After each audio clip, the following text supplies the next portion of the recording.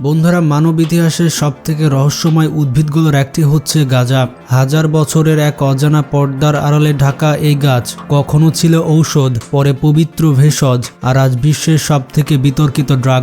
একটি মাত্র নাম গাঁজা, কিন্তু এই নামের ভেতরে লুকিয়ে আছে ব্যবসা, রাজনীতি, আইন, যুদ্ধ, স্বাস্থ্য, ব্ল্যাক মার্কেট আর কোটি কোটি মানুষের জীবনের স্তর পর স্তর বাস্তবতা।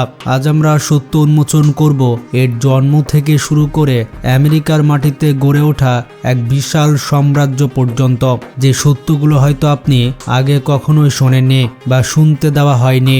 ভিডিওটি দেখার পর গ্যারেন্টি দিচ্ছি গাঁজা সম্পর্কে আপনার ধারণা একেবারে বদলে যাবে। তো ভিডিওটি ফুল স্ক্রিন করে বসে যান শেষ পর্যন্ত দেখার জন্য, আর নতুন দর্শকেরা চ্যানেলটি সাবস্ক্রাইব করে ফেলুন। দেখুন বন্ধুরা, গাঁজার ইতিহাস শুরু প্রায় 1 লাখ বছর আগে। বর্তমান মঙ্গোলিয়া চীন সীমান্ত অঞ্চলে মানুষ যখন বুনো উদ্ভিদ সংগ্রহ করত, তখনই তারা আবিষ্কার করেছিল শক্তিশালী এক প্রজাতি, ক্যানবিস স্যাটিভা। সে সময় এটি কোনো মাদক ছিল না। মানুষ মূলত 4টি কাজে এই উদ্ভিদ ব্যবহার করত। এগুলো হচ্ছে চিকিৎসা, ধর্মীয় আচার, তন্তু এবং বস্ত্র তৈরি, খাদ্য ও তেল হিসেবে। চিকিৎসায় এটি ব্যথা উপশম, ঘুম উন্নত করা এবং ক্ষত সারানোর কাজে ব্যবহার হতো। চীনের প্রাচীন সেনংস হার্বাল ক্লাসিক এই গ্রন্থে ক্যানবিসকে বলা হয়েছে মানব যন্ত্রণাকে নীরব করার উদ্ভিদ। এছাড়া ভারতের বৈদিক সভ্যতায় ক্যানবিস ছিল একটি পবিত্র ভেষজ।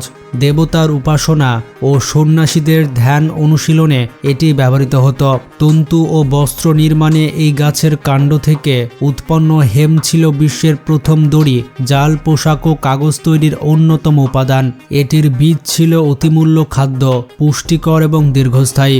ক্যানবিস কখনোই বিনোদনমূলক মাদক হিসেবে জন্মায়নি, এটি ছিল জীবন রক্ষাকারী এক গাছ। প্রায় 6000 বছর আগে চীন প্রথম নিয়মিতভাবে ক্যানবিস চাষ শুরু করে।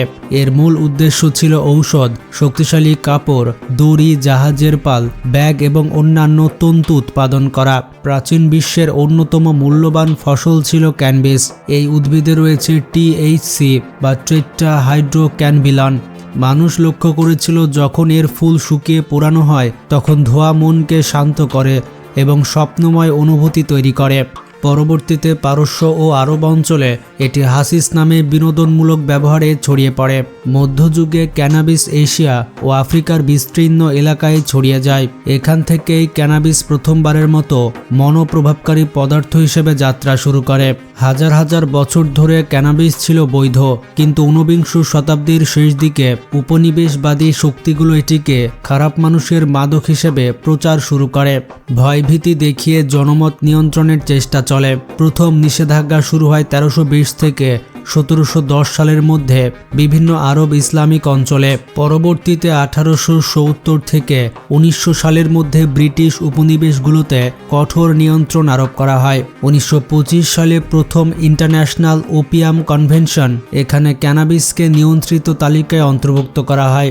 ইতিহাস প্রমাণ করে এই নিষেধাজ্ঞার পেছনে কোনো বৈজ্ঞানিক গবেষণা ছিল না, বরং ছিল ক্ষমতা, রাজনীতি এবং ভয় তৈরির কৌশল। এরপর 1600 সাল থেকে 1700 সালের দিকে ক্যানাবিস পৌঁছে যায় আমেরিকায়। ইউরোপীয় বসতি স্থাপনকারীরা দড়ি, কাপড় ও কাগজ তৈরির জন্য হেম চাষ করত। 1800 সাল থেকে 1900 সালের মধ্যে মেক্সিকান অভিবাসীরা আমেরিকায় নিয়ে আসে বিনোদনমূলক ক্যানাবিস ধূমপানের সংস্কৃতি। এই সময়ে ক্যানাবিস শব্দটিকে ইচ্ছাকৃতভাবে ম্যারিজুয়ানা নাম দিয়ে মেক্সিকানদের সঙ্গে জড়িয়ে ফেলা হতো এবং ভয় সৃষ্টি করা হতো। 1937 সালে পাশ হয় ম্যারিজুয়ানা ট্যাক্স অ্যাক্ট। সরকারি কর্মকর্তা হ্যারি অ্যান্সলিঙ্গার প্রচার চালান যে ক্যানাবিস হলো ব্ল্যাক নারীদের অপরাধ, মেক্সিকানদের বেপরোয়া আচরণ এবং আফ্রিকান আমেরিকানদের জ্যাজ সংস্কৃতির উৎসব। এটির মূল লক্ষ্য ছিল ভয় তৈরি করা। এটি ছিল আমেরিকায় ক্যানাবিস নিষিদ্ধ হওয়ার প্রথম আইনি ধাপ। 1970 সালে কন্ট্রোলড সাবস্টেন্সেস অ্যাক্ট ক্যানাবিসকে শিডিউল 1 হিসেবে ঘোষণা করে, যেখানে এটি হেরোইন এবং LSDর সমপর্যায়ে রাখা হয়। এটি ছিল ইতিহাসের সবথেকে বিতর্কিত সিদ্ধান্তগুলোর একটি। নিষেধাজ্ঞা সত্ত্বেও ক্যানাবিসের চাহিদা কখনোই কমেনি, বরং জন্ম নেয় বিশাল আন্ডারগ্রাউন্ড মার্কেট এবং আনহোলসাম ডিমান্ড। মেক্সিকো যুক্তরাষ্ট্র পাচার পথ পেরিয়ে সাউদার্ন ক্যালিফোর্নিয়া ও টেক্সাসের নেটওয়ার্ক, নগর গ্যাং সিন্ডিকেট, গোপন খামার, জাল লাইসেন্স সবকিছু মিলিয়ে ৮০ ও ৯০-এর দশকে ক্যানাবিস হয়ে ওঠে আমেরিকার সবথেকে বড় অবৈধ ফসল। এর প্রধান উৎস ছিল তিনটি: মেক্সিকো, কানাডা এবং যুক্তরাষ্ট্রের গোপন ইনডোর ফার্ম। এই সকল পাচারে ব্যবহৃত হতো গাড়ির লুকানো চেম্বার, নৌকা, ড্রোন, এমনকি মরুভূমির নিচে তৈরি টানেল। বিতরণ চলত গ্যাং, ক্লাব, কলেজ নেটওয়ার্ক এবং গোপন সামাজিক গোষ্ঠীর মাধ্যমে। শাস্তি ছিল অত্যন্ত কঠোর। পরিমাণ ভেদে ১ থেকে ১০ বছর পর্যন্ত কারাদণ্ড, জরিমানা $১০,০০০ থেকে $২ লক্ষ পর্যন্ত। গোপন ফার্ম পরিচালনার শাস্তি ২০ বছর পর্যন্ত হতে পারত।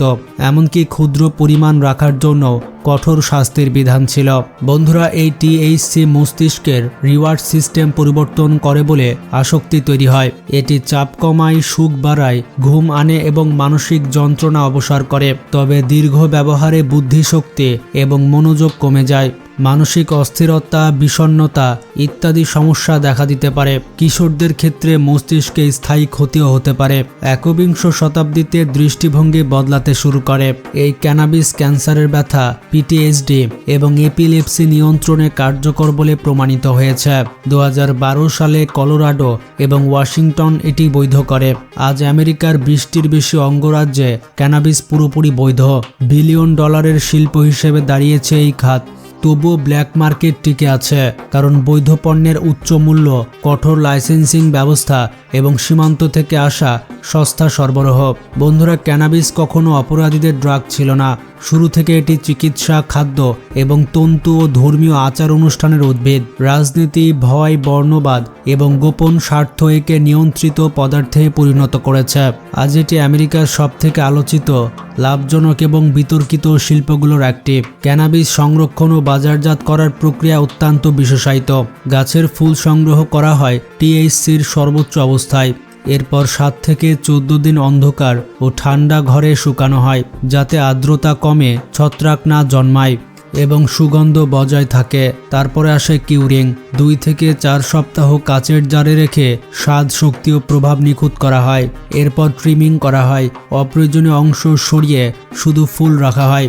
এরপর মান নির্ধারণ করা হয় গন্ধ, টেক্সচার, দানা ঘনত্ব, THCর মাত্রা এবং ছত্রাক মুক্ততার ভিত্তিতে। প্যাকেজিংয়ে বৈধ ও অবৈধ বাজারে পার্থক্য বড়। বৈধ বাজারে গন্ধরোধক প্যাকেট, THCর শতাংশ, স্বাস্থ্য সতর্কতা ও লাইসেন্স নম্বর বাধ্যতামূলক। অবৈধ বাজারে ব্যবহৃত হয় ভ্যাকিউম প্যাক ও নকল লেবেল। বৈধ বিতরণ চলে ডিসপেন্সারি ও মেডিকেল ক্লিনিকের মাধ্যমে, আর অবৈধ বিক্রিগুলো চলে গ্যাং, ডার্কনেট, স্ট্রিট ডিলার এবং কলেজ নেটওয়ার্কের মাধ্যমে। ক্যানাবিস শুধু জয়েন্টে নয়, ব্লান্ট, পাইপ, বং, ভেপ, THC তেল এবং খাবার বা অ্যাডিবলস হিসেবেও সেবন করা হয়। এর প্রভাব নির্ভর করে ডোজ ও ব্যবহারের ধরনের ওপরে। এটির প্রমাণিত উপকারের মধ্যে রয়েছে ব্যথা উপশম, কেমোথেরাপি, বমি নিয়ন্ত্রণ, অ্যাপিলেপসি ও PTSD নিয়ন্ত্রণ, ঘুমের উন্নতির জন্য, ক্ষুধা বাড়ানোর জন্য এবং মানসিক চাপ কমানোর জন্য।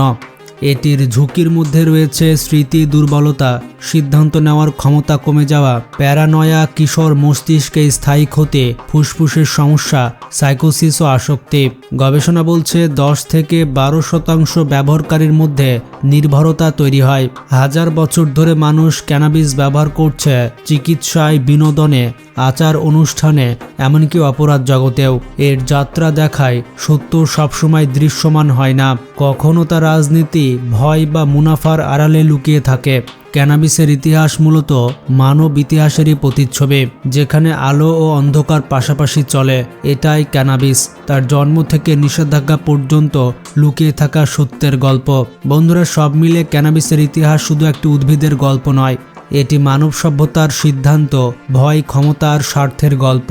যে উদ্ভিদ একসময় ছিল চিকিৎসা, খাদ্য ও ধর্মীয় আচার অনুষ্ঠানের অবিচ্ছেদ্য অংশ, সময়ের সঙ্গে সঙ্গে সেটি পরিণত হয়েছে নিষেধাজ্ঞা, অপরাধ আর রাজনীতির কেন্দ্রবিন্দুতে। বিজ্ঞানের চেয়ে ভয়, সত্যের চেয়ে প্রচারণা আর মানব কল্যাণের চেয়ে মুনাফা বারবার এই উদ্ভিদের ভাগ্য নির্ধারণ করেছে।